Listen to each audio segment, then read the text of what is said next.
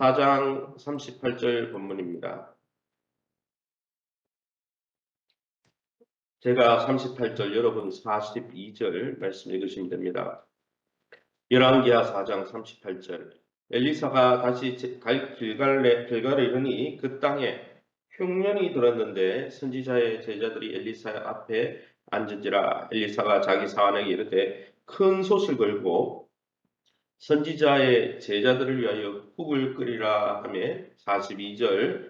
한 사람이 바알 살리사에서부터 와서 처음 만든 떡 곧 보리떡 20개와 또 자루에 담은 채소를 하나님의 사람에게 드린지라. 그가 이르되 무리에게 주어 먹게 하라. 43절. 그 사환이 이르되 내가 어찌 이것을 100명에게 주겠나이까 하나. 엘리사는 또 이르되 무리에게 주어 먹게 하라. 여호와의 말씀이 그들이 먹고 남으리라 하셨느니라. 44절. 그가 그들 앞에 주었더니 여호와께서 말씀하신 대로 먹고 남았더라. 아멘. 오늘은 열왕기하 4장 38절에서 44절 말씀을 가지고 계속되는 엘리야의 기적이라는 제목으로 말씀을 함께 나누기 원합니다. 이제 스승이 하늘로 승천하고 이제 그 역할을 맡은 엘리사는 선지생도, 요즘을 이야기하면 신학교 목회 후배생들이죠. 선지생도들이 먹은 독이 있는 채소를 먹을 수 있는 음식으로 바꾸는 기적을 베풉니다. 또 기근이 한창 이던 때에 20덩이에, 그러니까 보리떡 20개와 채소 한 자루로 100명의 그 목표 후보생들을 먹이는 기적을 행합니다. 이건 마치 오병이어 기적과 비슷한 거죠. 예수님을 상징하는 인물이에요. 엘리사나 엘리야나. 이 두 기적은 흉년일 때 선지자 생도들에게 일어났던 사건인데, 두 기적 다 하나님이 엘리사를 통해서 하나님을 따르는 선지 후보생들을 먹이시고 입히신 사건입니다. 그럼 오늘 이 본문을 통해서 우리가 믿고 의지한 하나님은 어떤 분입니까? 43절 44절입니다. 그 사환이 이르되, 이거 사환은 게하시를 이야기합니다. 엘리사의 종 게하시. 게하시가 이르되 내가 어찌 이것을 100명에게 주겠나이까 하나. 엘리사는 또 이르되 무리에게 주어 먹게 하라. 여호와의 말씀이 그들이 먹고 남으리라 하셨느니라. 그가 그들 앞에 주었더니 여호와께서 말씀하신 대로 먹고 남았더라. 하나님은 자기 백성에게 필요한 것을 넘치게 베푸시는 분이다라는 것을 알 수 있습니다. 먹고 남았다는 거죠. 말씀대로 선지 생도들을 먹이시고 풍성하게 하셨습니다. 항상 우리의 필요를 채워 주시지만 우리의 필요를 위해, 그러나 일용할 양식을 위해 하나님은 기도하길 원하시죠. 기도할 때 이 오병이어와 유사한 이 사건을 하나님이 일으키신 것이죠. 주님은 우리에게 풍성하게 베풀어 주시지만 문제는 우리의 탐심, 욕심이 문제죠. 날마다 매일매일 우리의 일용할 것들을 베푸시는 주님의 은혜에 감사하면서 하나님 앞에 일용할 양식을 구하면서 하나님 한 분만으로 만족하는 저와 여러분 될 수 있기를 예수님 이름으로 축원합니다. 그럼 오늘 이 본문을 통해서 우리에게 주시는 교훈이 뭡니까? 38절입니다. 엘리사가 다시 길갈에 이르니 그 땅에 흉년이 들었는데 선지자의 제자들이 엘리사의 앞에 앉은지라. 엘리사가 자기 사환에게 게하시에게 이르되 큰 솥을 걸고 선지자의 제자들을 위하여 국을 끓이라. 38절부터 41절 우리가 다 읽지 않았지만 38절을 대표적으로 읽어보면 엘리사가 길갈에 이르렀을 때 그 땅에 흉년이 들었다 했어요. 이 흉년 기근은 이스라엘, 특별히 북이스라엘이죠. 엘리사가 사역하던 곳이 북이스라엘, 아합과 그의 아들 요람이 왕으로 있던 이 북이스라엘이 하나님의 말씀을 버린 결과였어요. 구약에 나오는 기근, 또 저주, 전쟁, 이런 대표적인 한 세 연병, 그죠? 전염병. 이 세 가지는 언약적 저주라고 해서 하나님의 언약을 깨뜨릴 때 항상 임했거든요. 그래서 특별히 이 아방 때부터 기근이 임했죠. 왜 그렇습니까? 하나님 버리니까요. 그런데 이 기근이 북이스라엘 지역에 있었던 하나님을 섬기는 선지자 생도들에게, 선지자 제자들이란 말은 목회 후보생들에게도 영향을 미쳐서 그들이 먹을 게 없었던 거예요. 마치 엘리사의 스승인 엘리야가 850들로 싸우고 이 땅에 기근이 있겠다라고 했을 때 3년 6개월 동안 기근이 있을 때 엘리야도 그것 때문에 기근에 영향을 받았던 것처럼 그와 같이 영향을 받고 있더라는 거죠. 먹을 것이 없었을 뿐 아니라 또 그로 인해서 생명의 위협을 받을 정도로 어려웠다는 것입니다. 그래서 성경 본문을 읽어보면 야등이라고 해서 옛날 성경에 야등이 뭐냐?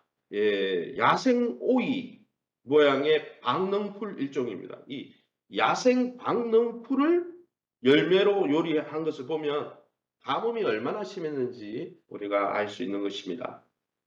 이들은 이 선지 후보생들은 하나님의 사람인 이 엘리사를 통해서 가만히 성경을 읽어보면 하나님의 긍휼을 결국은 입게 됩니다. 하나님은 분명히 북이스라엘 땅에 기근을 허락해서 하나님을 섬기지 않는 사람들을 심판하고 있었지만은 그 심판 중에도 엘리사를 통해서 하나님을 따르고 하나님을 쫓고자 하는 선지 생도들을 긍휼을 베푸셔서 심판 중에도 긍휼을 베푸셔서 하나님의 긍휼로 삶을 이어가게 보호하셨다는 것이죠. 그러기에 하나님 없이 살아가는 이 세상 가운데 자기 백성을 긍휼을 베푸셔서 지키시는 하나님 앞에 날마다 믿음으로 나아가 하나님의 손을 굳게 붙드시기를 예수님의 이름으로 축원합니다. 마지막으로 42절입니다. 한 사람이 발 살리사에서부터 와서 처음 만든 떡 보리떡 곧 보리떡 20개와 또 자루에 담은 채소를 하나님의 사람에게 드린지라 그가 이르되 무리에게 주어 먹게 하라. 42절과 43절을 읽어보면 하나님의 사람인 엘리사와 그의 종인 게하시의 믿음이 대조되는 모습을 볼 수 있습니다.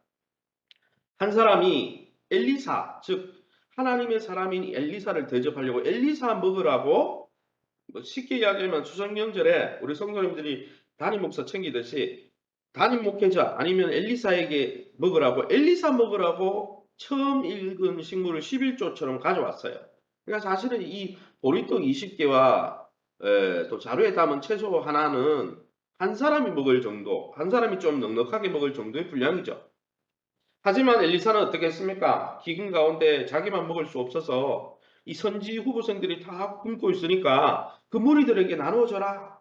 그렇게 사환 게하시에게 지시했습니다.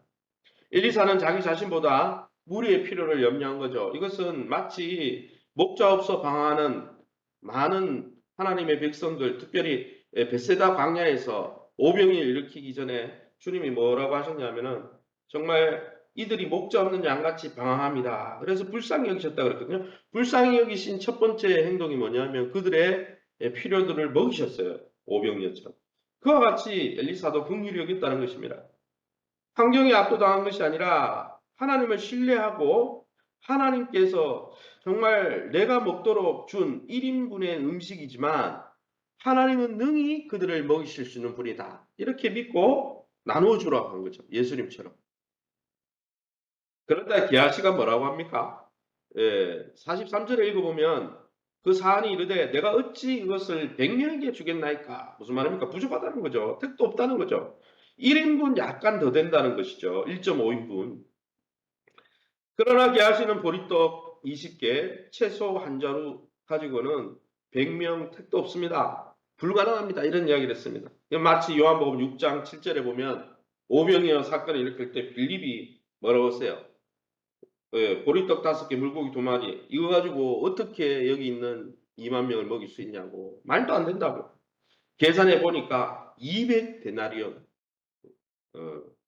우리가 거의 1년 가까이 일해야 될 연봉으로 떡을 사야 먹일 수 있다. 계산은 빨라요. 그죠? 근데 문제는 하나님을 계산에 넣지 않는다는 거죠. 이 빌립이. 그와 같이 게하시도 계산은 빨랐어요. 그런데 그 계산에 하나님이 계시다는 것을 계산에 넣지 않은 거죠. 믿음이 없는 것이죠. 이것은 하나님을 신뢰하지 못하는 불신앙의 고백입니다. 사랑하는 성도 여러분, 그러나 오늘 성경을 읽어보면 하나님의 말씀대로 선지자를 통해서 전해진 하나님의 말씀대로 44절에 그가 그들 앞에 주었더니 게하시가 나누어 주었더니 여호와의 말씀대로 100명이 먹고 남을 정도로 하나님께서 역사하시고 그 양을 충분히 채워주셨다는 것입니다. 사랑하는 성도 여러분, 우리도 하나님의 능력을 우리의 삶 속에 계산해 넣기보다 인간적으로 눈앞에 보이는 것만 계산하고 있진 않습니까? 하나님만이 우리 문제의 해결자임을, 인생의 기근을 만날 때 하나님만이 우리의 인생의 해결자임을 항상 인지하고 인식하면서 그 하나님을 여러분의 인생의 계산에 넣고 하나님께서 역사하실 것을 믿음으로 바라볼 수 있는 저와 여러분 다 될 수 있기를 예수 이름으로 축원합니다. 시간에 우리 앞서면서 기도하기 원합니다. 예, 하나님만이 우리의 문제의 해결자이심을 우리가 항상 인식하고 하나님의 손을 붙들 수 있게 해달라고. 두 번째는 우리가 이 땅에서 천국의 삶을 이 땅에서 누리는 또 그 영광을 이 땅에서 증거하는 교회가 될 수 있도록 특별히 풍성한 삶의 첫걸음 우리가 1대1 양육을 이제 시작하려고 합니다. 우리 중직자들부터 먼저 하고 있는데 이것을 통해서 1대1 이번에 1대1 양육은 큐티 또 주기도문의 기도 또 두가는 학습세를 통해서 공동체가 얼마나 소중한가 교회론에 대해서 이야기하는데 이걸 통해서 우리 교회가 더 신앙이 깊어지고 하나님 주신 은혜를 누릴 수 있도록 수요일에 있는 SQ 드림스쿨을 통해서 우리가 지난주도 10명의 아이들에게 복음을 전했는데 110명을 만나고 그중에 10명에게 전했는데 우리가 계속 만난 아이들이 교회로 이제 정착될 수 있도록 위해서 기도해 주시기 바랍니다. 세우신 교회와 좋은 관계를 맺게 하시고 교회를 귀히 여기고 교회 지도자들을 귀히 여기고 교회 성도 한 분을 귀히 여기면서 함께 성장해 갈 수 있도록 박인숙 권영호 최윤아